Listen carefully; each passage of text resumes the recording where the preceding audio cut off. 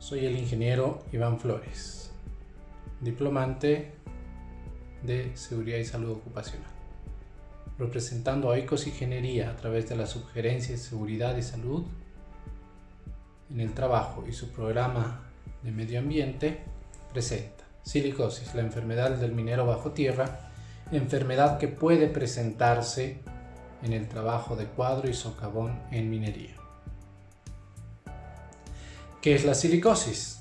La silicosis es una enfermedad profesional muy común entre los mineros y es la neumoconiosis, es decir, acumulación de polvo en los pulmones provocado por inhalar el polvo de sílice y genera reacciones de tipo fibroso en los pulmones. Esta enfermedad no tiene cura.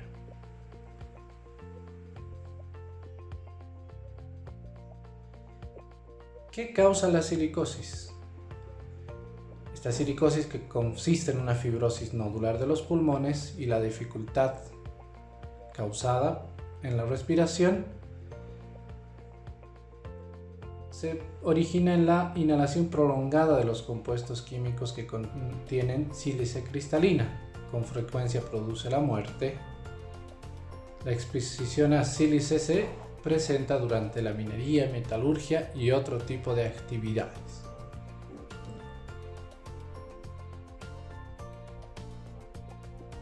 Actividades que implican remoción de tierra o material. Las fuentes de exposición.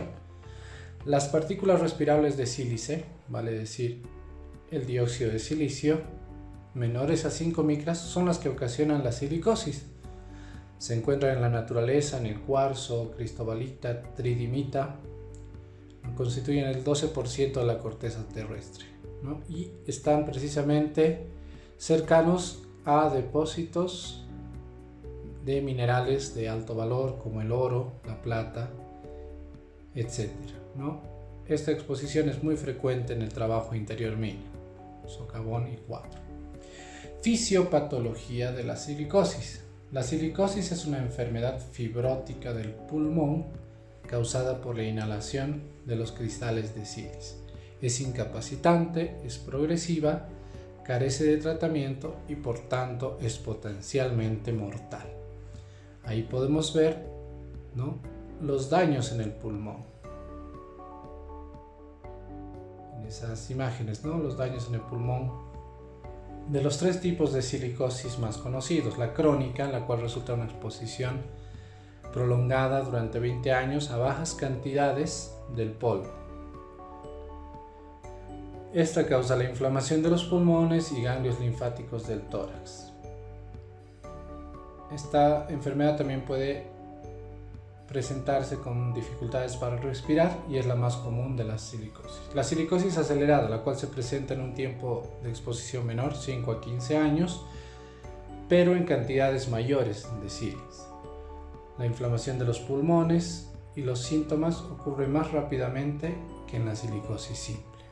La silicosis aguda resulta de la exposición a grandes cantidades durante un corto tiempo, en la cual los pulmones se inflaman bastante y se pueden llenar de líquido, causando dificultad respiratoria grave y una baja en los niveles de saturación de oxígeno en la sangre.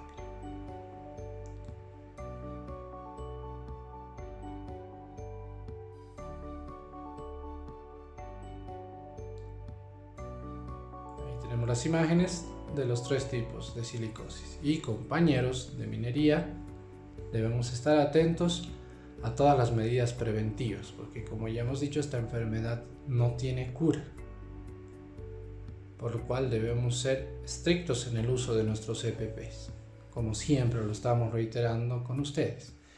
El cuadro clínico de la silicosis, ¿no? Debido a que la silicosis crónica es de lento desarrollo, los síntomas pueden aparecer bastantes años después. Los principales signos son disnea, que es la dificultad para respirar, agravada por el esfuerzo, tos, a menudo persistentes y graves, fatiga, taquipnea, pérdida de apetito, pérdida de peso, dolor en el pecho, fiebre, gradual oscurecimiento de las uñas, llevando incluso a su ruptura. En los casos más avanzados también se puede presentar cianosis, una piel azulada por la falta de oxigenación, el cor pulmonale, insuficiencia cardíaca derecha y la insuficiencia respiratoria grave. Ahí podemos ver un pulmón destruido por la silicosis. El diagnóstico de la silicosis se basa en 3 ejes: el antecedente ocupacional, el cuadro clínico y los recursos de ayuda diagnóstica. Vamos con el antecedente ocupacional del trabajador.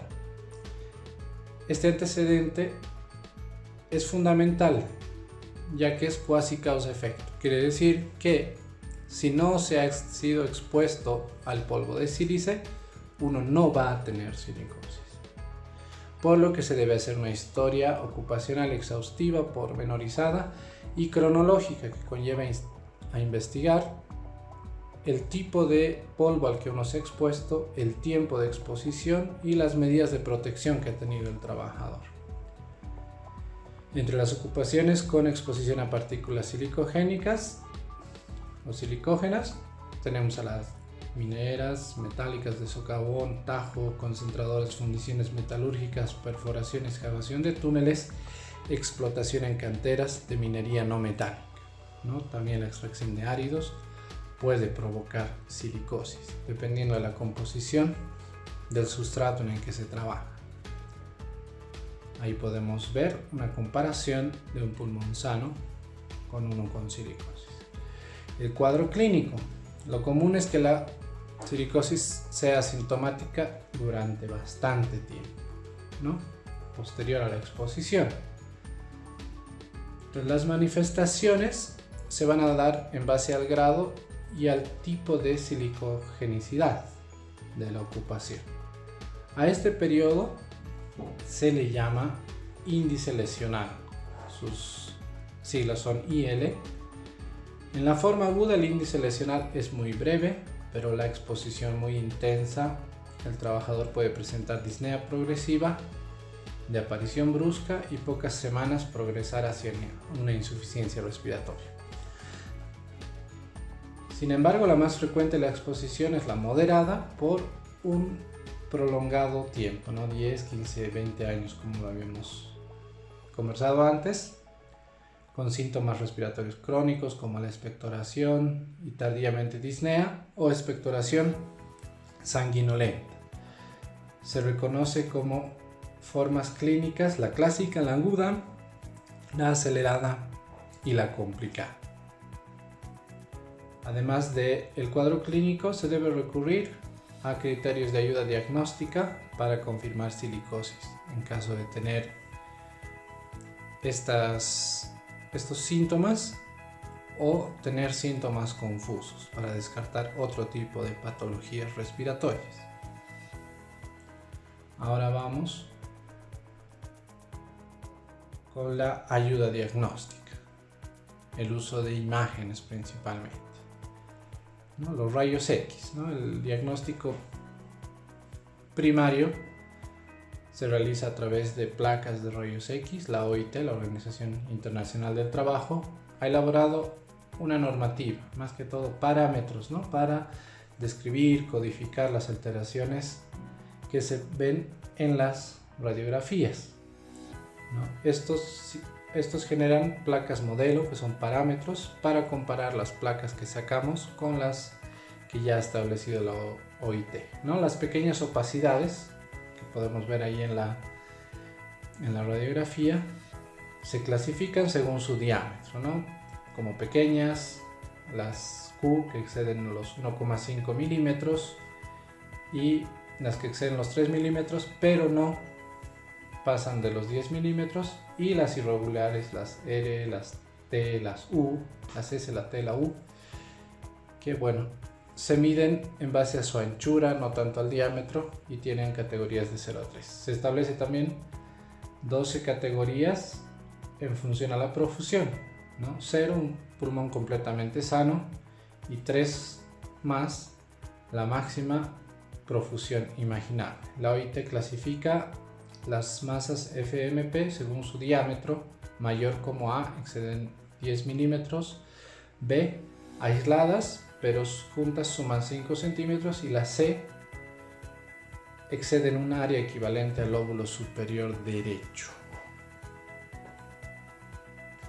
Esos son los resultados que podemos tener a partir de una radiografía. Como le habíamos dicho, es el paso inicial. Apenas tengamos estos síntomas, compañeros mineros, tenemos que ir al médico, ¿no? Recursos de ayuda diagnóstica, también tendríamos la tomografía en segunda instancia. Recurrimos a esta instancia en caso de que los resultados con las radiografías y la clínica de la enfermedad sea confusa, ¿no? Se puede tomar una tomografía computarizada de alta resolución, que es la TACAR, que se ha mostrado más sensible y específica para el diagnóstico. No debe usarse en primer nivel porque nos exponemos a mayor radiación.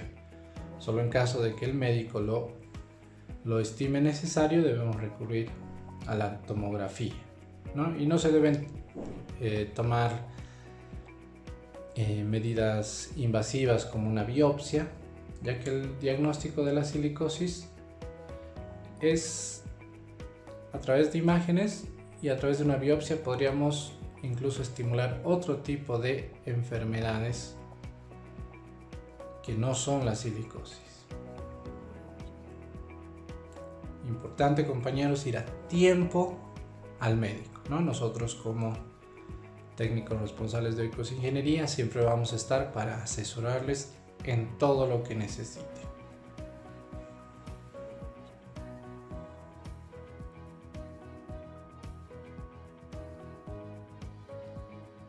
Ahora vamos a continuar con otra etapa de la disertación. Espero que estén tomando notas, compañeros, porque van a haber preguntas al final. Las pruebas de función respiratoria, como la espirometría, ¿no? Nos van a ayudar a permitir determinar el deterioro funcional del pulmón que ha sido causado por la enfermedad, ¿no? Ver el nivel de compromiso respiratorio, la progresión de la enfermedad, determinar la capacidad laboral del trabajador. Y bueno, vamos a poder, en base a ello, tomar las medidas inmediatas. Las complicaciones de la silicosis. El tipo clásico de silicosis, ¿no? Tiene un índice lesional de 8 a 10 años en socavón y a cielo abierto de 15 años. Su aparición es lenta, síntomas iniciales, es asintomática, ¿no? Una disnea mínima. Las pruebas de función respiratoria no son muy claras. El tipo de opacidad que se ve en las radiografías es de 0,5 a 5 milímetros, ¿no? Y bueno, de poca mediana cantidad, ¿no? La complicación, el 20% a 30% pasa a una silicosis complicada. La silicosis complicada tiene un IL de 5 a 10 años, su aparición es lenta, tiene tos productiva y disnea mínima. Ya en las pruebas funcionales se ve una restricción marcada y disminución de la saturación de oxígeno en la sangre. Ya las opacidades son grandes, mayores o iguales a 10 milímetros, y podemos tener infecciones bacterianas, microbacterianas, neumotoras. La acelerada tiene un índice lesional de 4 a 6 años, es brusca, tiene una disnea intensa, rápido deterioro hacia la restricción, pequeñas de 0,5 a 5 milímetros pero abundantes, ¿no? Puede presentar una sobreinfección y asociación o enfermedad autoinmune. La aguda, que se presenta de 6 meses a 2 años, es de aparición violenta. Los síntomas iniciales: disnea, una restricción marcada, pequeñas de 1 a 5 milímetros, pero muy abundantes, ¿no? Puede provocar una proteinosis alveolar, microbacterias, nódulos silicosos extrapulmonares, es decir, que se vaya extendiendo estas inflamaciones que provoca la silicosis. El sílice, el polvo, el cristal de sílice en nuestros pulmones. Entonces las complicaciones son bastante severas Y rogamos, compañeros, a todos tomar nota para las preguntas que vamos a tener al final. Y bueno, como es característica de nuestra pedagogía, tendremos premios también a los que contesten las preguntas que vayamos a tener. Tratamiento para la silicosis. No existe un tratamiento específico, pero es importante retirar al trabajador de la fuente de exposición para evitar que la enfermedad se vaya a expandir. El tratamiento complementario trata de antitusígenos, ¿no? Para tratar la tos seca irritativa, broncodilatadores y oxígeno si es necesario, si hay una disnea muy fuerte. Se prescriben antibióticos para las infecciones respiratorias de manera complementaria. Medidas de prevención, que es lo más importante, ¿no? Para reducir la exposición se debe usar en primera instancia, tal como la norma y la razón nos dice, aplicar medidas de protección, ¿no? Los equipos de protección personal que vemos ahí en la imagen, el uso de ropa protectora y respirador, mascarilla de protección respiratoria individual, adecuado y seleccionado y que sea probado en cada uno de los trabajadores para que esto sea eficaz y no podamos tener ese contacto directo con el sílice, ¿no? Otras medidas sería humidificar el proceso de perforación o remoción de tierras, ¿no? También ventilar adecuada y eficientemente los puestos de trabajo, oxigenar bastante también el interior mina, emplear mecanismos efectivos para la aspiración del polvo, cambiar en alguna medida la metodología con la que trabajamos, el método de extracción, aislar la cabina de los vehículos, disminuir el tiempo de labor en áreas silicógenas, eso es importante, ¿no? Que sea menor el tiempo de trabajo, que hayan intervalos, usar tecnología adecuada. Agradecemos su atención y ahora, compañeros, se vienen las preguntas. Esperemos que podamos contar con la participación de todos. Gracias por su atención.